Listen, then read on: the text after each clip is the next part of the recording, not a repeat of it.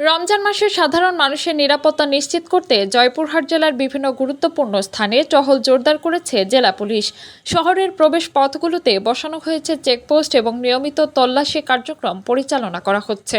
বিশেষ করে shopping mall, market, bank ও ATM বুথের সামনে সার্বক্ষণিক পুলিশি নজরদারি রাখা হয়েছে। এতে করে ক্রেতা, বিক্রেতা এবং সাধারণ মানুষ নিরাপদে কেনাকাটা ও লেনদেন করতে পারছেন।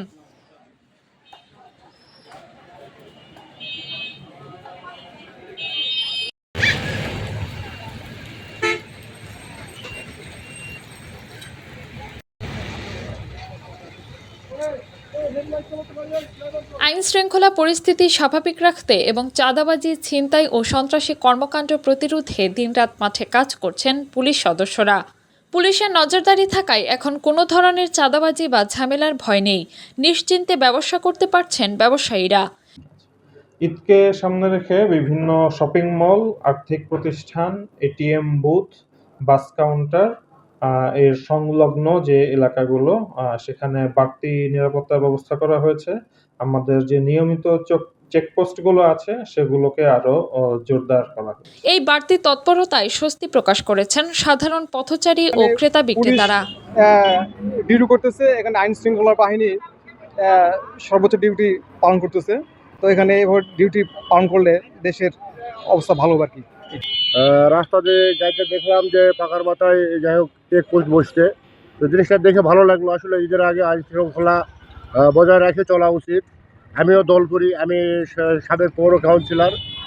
আসলে নিয়ম মেনে চলতে হবে এবং আইনকে শ্রদ্ধা করতে হবে, এটাই সবার হওয়া উচিত। পুলিশ নিয়মিত চেকপোস্ট বসায় শহরের সব জায়গাতে। আমরা অটো রিক্সা চালাই, সব জায়গাতেই সুবিধার কারণেই এটা আমাদের ভালো। আমরা কেনাকাটা করতে আসছি এখানে, ইনশাল্লাহ কোনো রকম নিরাপত্তার কোনো কমতি নাই। শ্মশান দিয়ে আমরা কেনাকাটা করতেছি, ইনশাল্লাহ কোনো সমস্যা নাই। এমন উদ্যোগ শুধু ঈদকে সামনে রেখেই নয়, সার্বক্ষণিক পুলিশের কাছে এমন নিরাপত্তার জোর দাবি জানিয়েছেন সুশীল সমাজের নাগরিকরা। আমাদের ঈদ উপলক্ষে আমাদের আইন প্রশাসন পক্ষ থেকে আমরা রোজার শুরু থেকেই নিরাপত্তা কর্মীরা টহল দেয় এবং প্রতি মুহূর্তে আমরা নিরাপত্তা বোধ করি এবং কোনো চাঁদাবাজি বা কোনো এই ধরনের কোনো দুষ্কৃতিকারীরা এখানে বা বাজারে বা মার্কেটে কেউই আসে না। প্রশাসন সবসময় এখানে নজরদারি করে। কাজী মিম, আপন দেশ, ঢাকা।